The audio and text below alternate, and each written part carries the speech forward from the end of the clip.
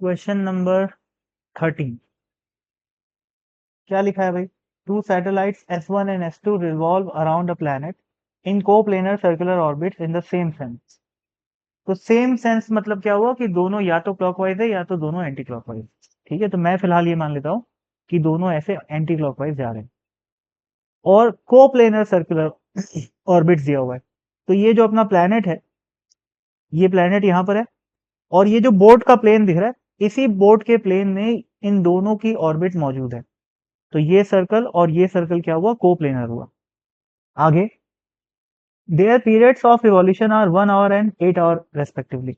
अब common sense की बात है, किसका टाइम पीरियड छोटा रहेगा? जो प्लैनेट के पास में रहेगा। ठीक है, तो पास वाली सैटेलाइट अपने को दिख रही है, ये वाली है।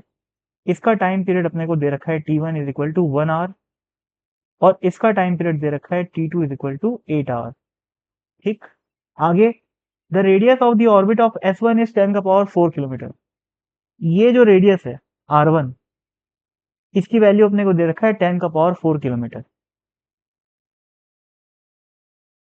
और अब क्वेश्चन देखते हैं, when S2 is closest to S1। सोचो यार, कौन से इंस्टेंट पे ये दोनों सैटेलाइट सबसे पास में रहेंगी?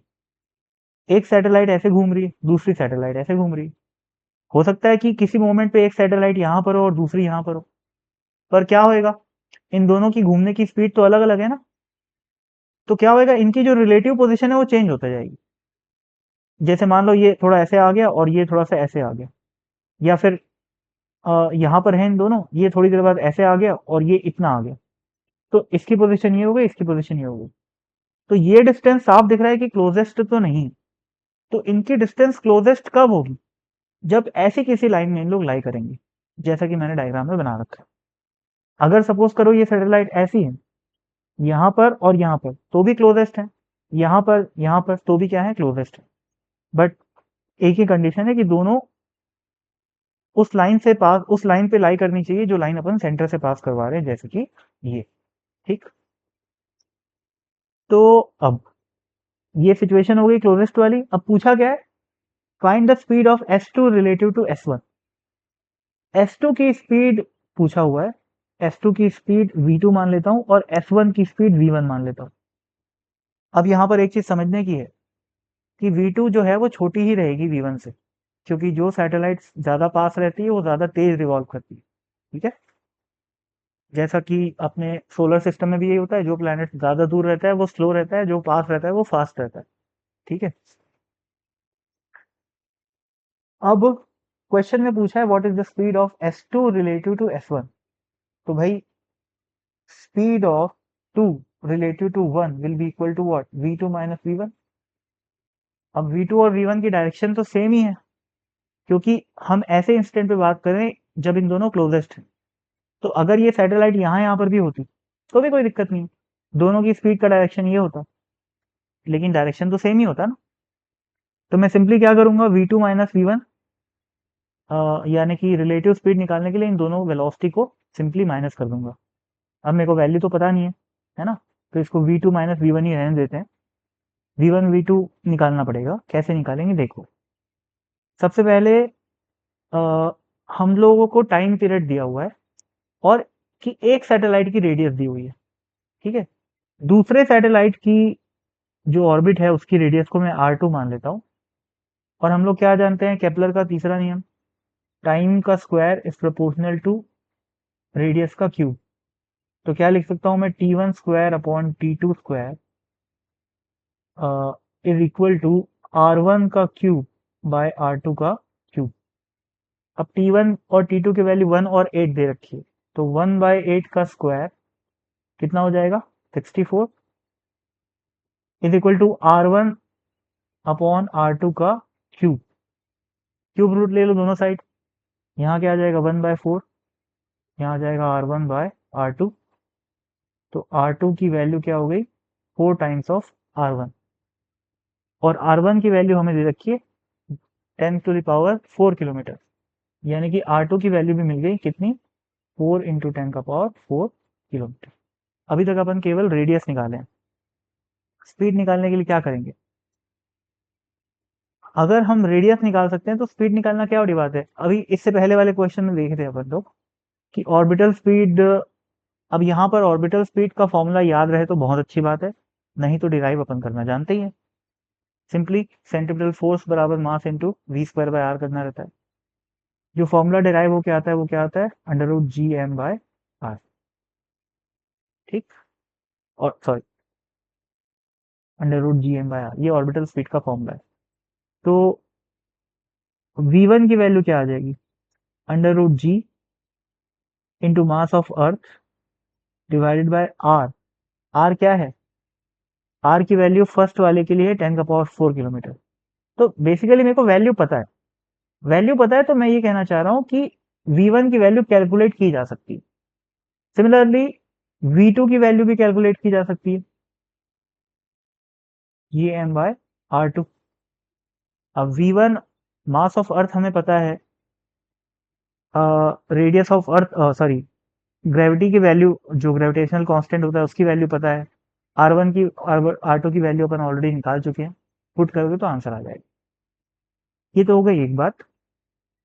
अब यहाँ पर भाई या तो ग्रेविटी कैपिटल जी की वैल्यू पुट करो तो आंसर आएगा, और अगर किसी को याद नहीं है भाई वैल्यू, इतना कैलकुलेशन करने की इच्छा नहीं है, तो वो क्या कर सकता है। वैसे तो कॉमन सेंस यही कहता है कि इस कैलकुलेशन को करना नहीं। क्या करेंगे अपन लोग, यहाँ पर आर का स्क्वायर और आर का स्क्वायर, यहाँ पर भी आर का स्क्वायर, आर का स्क्वायर, ये क्या है। अच्छा नहीं यार, एक मिनट, नहीं sorry, I am so sorry, बस यही मामला है और कुछ नहीं। मतलब R1, ये अर्थ नहीं है, यहाँ पर लिखा हुआ है अ प्लैनेट, तो अर्थ की बात नहीं चल रही, तो अर्थ का रेडियस हमको पता है भाई, उस रैंडमली किसी प्लैनेट का रेडियस तो पता ही नहीं, तो कुछ नहीं कर सकते। ना ही अपने को इस सैटेलाइट, इस प्लैनेट का मास दिया हुआ है। ठीक है, तो अपन बस, ये आंसर आ गया भाई, यही इसका आंसर। ये कैसा क्वेश्चन है यार, टाइम पीरियड दिया हुआ है तो मैं मास ऑफ अर्थ निकाल सकता हूँ। अच्छा अच्छा, ठीक है ठीक है, ऐसा नहीं करना है, आई एम सो सॉरी। हम अभी इंफॉर्मेशन का कंप्लीट यूज नहीं किए, अभी अपन T1 और T2 के केवल रेशियो का यूज किए। अगर देखा जाए तो सैटेलाइट नंबर 1 की पूरी जानकारी है अपने पास।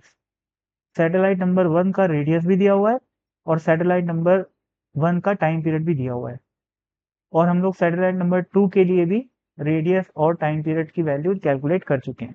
टाइम पीरियड तो दिया हुआ था, रेडियस की वैल्यू कैलकुलेट कर चुके हैं। अभी बेसिक से जाना पड़ेगा।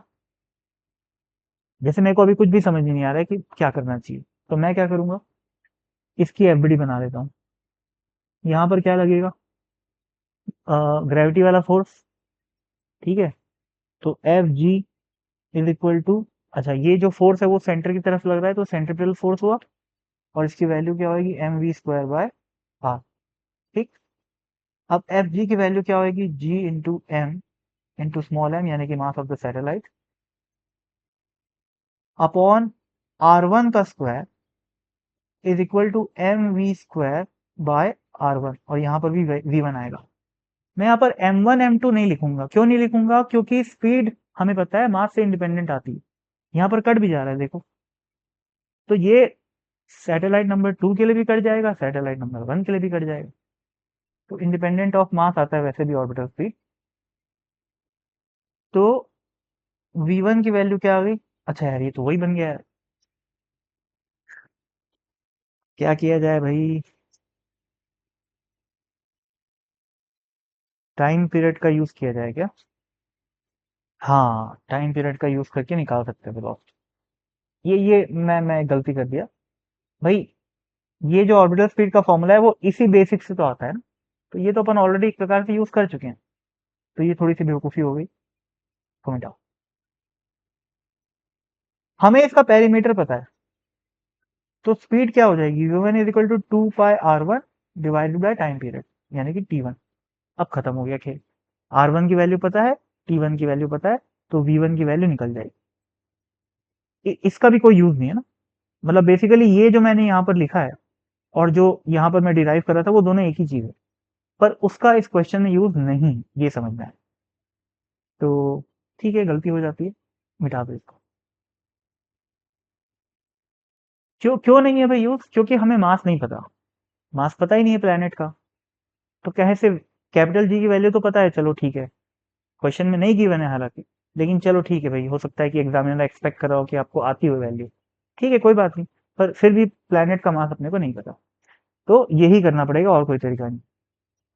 सिमिलरली V2 की वैल्यू कैसे निकालूंगा मैं? 2 π r2 divided by time period number 2। ऐसा यूनिट, अब यूनिट जैसा रखोगे वैसा आंसर आएगा, ठीक है।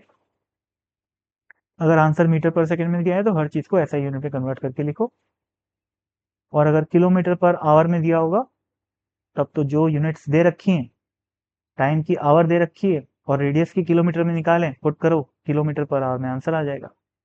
ठीक, आगे देखते हैं जो कि इसका पार्ट बी है। The angular speed of S2 as observed by an astronaut in S1। समझो भाई यहाँ क्या हो रहा है, इसको मैं, ये काफी कचरा हो गया है, तो मैं इसको एक बार फिर से बना देता हूँ। ये पहला सैटेलाइट, ये दूसरा सैटेलाइट, ये प्लैनेट, बोल रहा है कि angular speed of S2 as observed by S1, यानी कि ये जो सैटेलाइट है इसकी एंगुलर स्पीड निकालनी है, किसके रेस्पेक्ट में? इसके रेस्पेक्ट में। तो अब मैं भूल जाऊंगा कि ये प्लैनेट है, सैटेलाइट है, सब भाड़ में जाए, मेरे को केवल इतना पता है कि ये दो पार्टिकल, एक पार्टिकल जा रहा है V2 स्पीड से जिसकी वैल्यू मेरे को पता है, और दूसरा पार्टिकल जा रहा है V1 स्पीड से, ठीक। और इन दोनों के बीच की डिस्टेंस भी मेरे को पता है, क्यों? क्योंकि मेरे को R1 और R2 की वैल्यू पता है। तो ये है R1, ये है R2, तो ये डिस्टेंस क्या हो जाएगी? R2 minus R1। तो ये डिस्टेंस को मैं D बोल लेता हूँ, वो मेरे को पता है, V1 V2 की वैल्यू भी मेरे को पता है। अब मेरे को इस पार्टिकल के रेस्पेक्ट में बात करनी है, S1 के रेस्पेक्ट। तो मैं क्या करूंगा, S1 के ऊपर बैठ जाऊंगा, S1 के ऊपर बैठ जाऊंगा, तो इस S1 की जो V1 स्पीड है उसको उल्टा करके यहां दे दूंगा, ठीक है। अब ये गायब हो गया क्योंकि मैं S1 पे बैठ चुका हूं। अब V1 V2 की वैल्यू पता है, तो इसकी नेट वेलोसिटी मिल जाएगी with respect to S1, V1 minus V2, V2 V1 बड़ा है, तो ये ले देके V आ जाएगा, यानी कि रिलेटिव स्पीड आ जाएगी S1 की with respect to, relative speed आ जाएगी सेकेंड सैटेलाइट की with respect to first satellite, ठीक है। अच्छा ये तो पहले निकाल ही चुके हैं यार अपन लोग, ठीक है। पहले पार्ट में V1 V2 की वैल्यू नहीं पूछा हुआ है, पहले पार्ट में रिलेटिव स्पीड की ही वैल्यू पूछा हुआ है, तो बेसिकली इन दोनों को माइनस करोगे तो आंसर आ जाएगा, ठीक। तो वो पहली पार्ट में अपन निकाल चुके हैं, यानी कि ये जो रिलेटिव स्पीड है वो अपन ऑलरेडी निकाल चुके हैं। तो मैं सीधा यहाँ पर लिख देता हूँ, जो पहले पार्ट का आंसर है वही अपनी क्या है, रिलेटिव स्पीड है, ठीक है। तो पार्ट ए का आंसर। अब क्या भाई, अब एंगुलर वेलोसिटी के लिए अपन क्या करते हैं, एक पॉइंट की दूसरे पॉइंट की रेस्पेक्ट में एंगुलर वेलोसिटी निकालने का क्या रहता है तरीका? v रिलेटिव परपेंडिकुलर डायरेक्शन में डिवाइडेड बाय d, जो कि distance between the two particles होता है, ठीक है। तो अब ये v की वैल्यू निकाल चुके हैं, d की वैल्यू पता है, पुट करोगे तो आंसर आ जाएगा।